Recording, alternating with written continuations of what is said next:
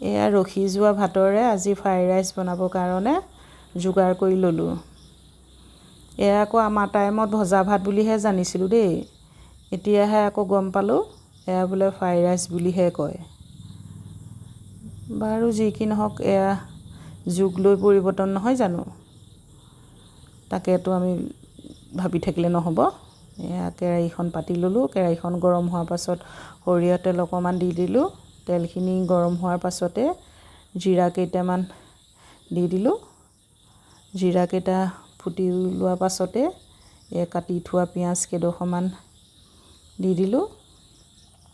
পিঁয়াজ কেইডোখৰ আধা ভজা হওঁতে আদা, নহৰু, জলকীয়া পেষ্ট অকণমান দি ভালকৈ লৰাই লৈ তাতে আকৌ কাটি থোৱা সৰু সৰু চিকেনখিনিও দি ভালকৈ লৰাই ল'লোঁ। তাৰ পাছত নিমখ, হালধি দি ভালকৈ মিলাই চিকেনখিনি ভালকৈ ভাজি ল'লোঁ।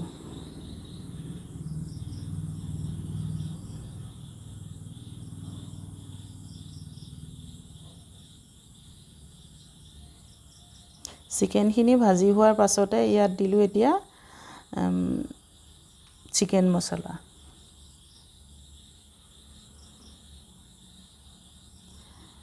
এয়া চিকেন মছলা দিলোঁ।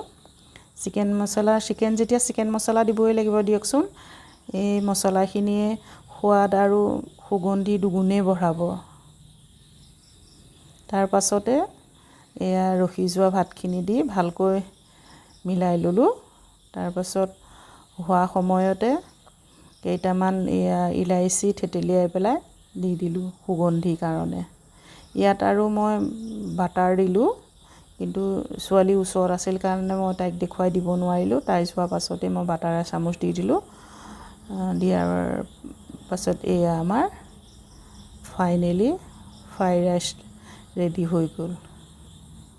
দেখি ভাল লাগিছে, খায়ো ভাল লাগিছে কিন্তু দেই। লগত দিছোঁ এয়া চিলি চচ। ৰেষ্টুৰেণ্টবিলাকততো এনেকৈয়ে দি দিয়ে ন। এয়া আমাৰ হৈ গ'ল ভজা ভাতৰ পৰা হোৱা ফ্ৰাইড ৰাইচ।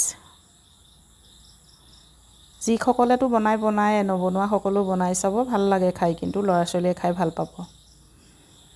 আজিলৈ আহোঁ বাৰু, বাই বাই।